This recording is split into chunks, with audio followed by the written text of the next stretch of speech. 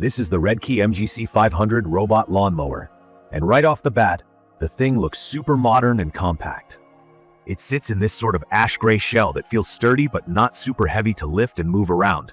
You're actually looking at something about the size of an average carry-on suitcase, and it weighs roughly 42 pounds, which is manageable for most people.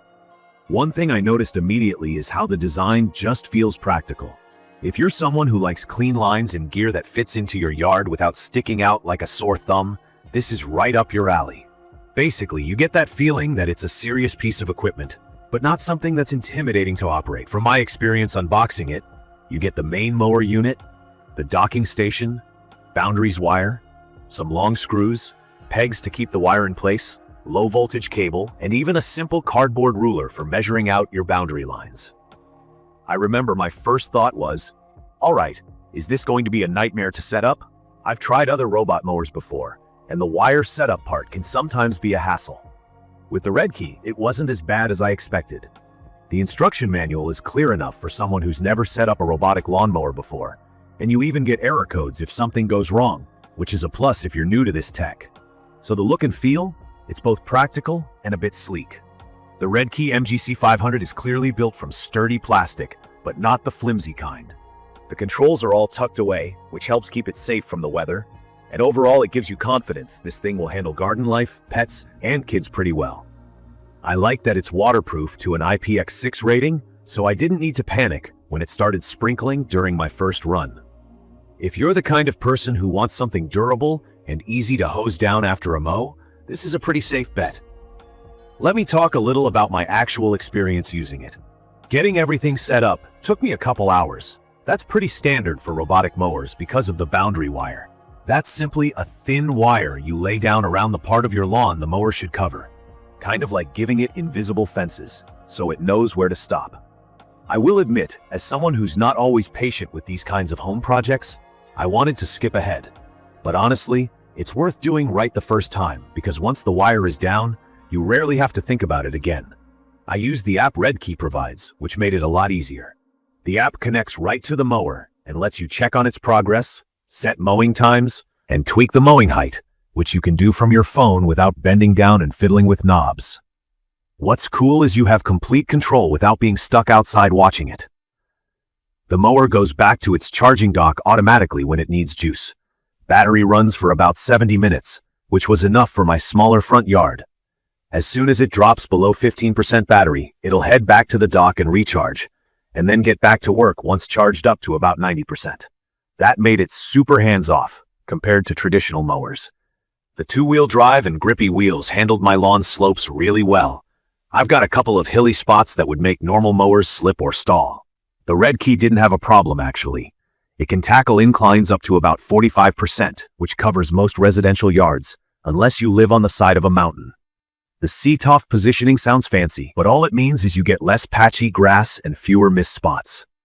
The path it cuts is systematic. It goes row by row, and you can switch it between parallel and perpendicular patterns, so you don't get those weird strips or weirdly missed edges that make your yard look half done. Another thing I really value is the safety features built in. I've got kids running around and a dog that likes to think he owns the backyard. The Redkey has collision sensors to stop and reverse if it bumps into anything, including people or pets. I even deliberately stepped into its way to check, and it backed up without ever making me worry, so that's a plus. There's also a pin lock if you want to keep it from being messed with, GPS tracking in case it goes missing, and an alarm just in case someone tries to walk off with it. What I really like and think stands out most is how much less work I have to do each week. Mowing the grass is honestly one of my least favorite chores. With this mower, once the boundary wire was set, it's almost totally hands-off. The app lets me schedule when I want the yard done, and I get alerts when it's finished or if something goes wrong, like if the wire is broken by a pet or a stray garden tool. For me, that peace of mind and just not needing to sweat and push a mower in 80-degree heat is a win. Also, the noise level is noticeably quieter than a gas mower.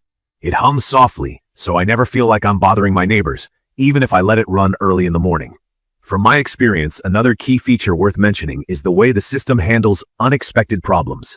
If the boundary wire is ever damaged, the Redkey can actually detect where the break happened and help you repair it right from the app. That's less time crawling around trying to find a tiny break under bushes or along the fence. But, as with any tech, there are a few things I think could be better. The biggest thing for me was the initial setup. It takes some patience. Laying the wire around garden beds and tricky corners is time-consuming, and if you have a bunch of flower beds or odd-shaped yard edges, you'll spend a bit longer. Once it's down, you don't need to mess with it unless you plan to re-landscape, but that first day is a project. The wire pegs do their job, but can be a little flimsy if your ground is really hard or rocky. And while the mower itself is relatively quiet, it's not totally silent, so if you're super sensitive to noise, keep that in mind for those early morning runs. Another thing I noticed is that the app, while generally intuitive, can sometimes lag when updating the live progress, especially if your Wi-Fi is spotty in your backyard. There were a few times I had to manually check if the mower was done because the notification didn't pop up right away. It's not a deal breaker, but worth mentioning. In conclusion, I'd recommend this for anyone who's tired of pushing a mower every weekend or just wants more time back. It's perfect for medium-sized lawns up to about 1/8 of an acre, and especially useful if you have kids or pets running around. The Redkey MGC500 takes a little time to get going, but once it's up and running, it's easy to forget you even own a lawnmower. The key features: automatic charging, reliable path planning, robust safety systems, and simple app control make this a smart buy if you want to automate yard work, but don't want a huge learning curve or a robot that gets stuck all the time. From my experience, the build quality is solid, mowing accuracy is impressive, and the routine maintenance is as easy as rinsing it down every now and then. Check the comments of this video for a link to see the current pricing of the Redkey MGC500 robot lawnmower. Thank you for watching.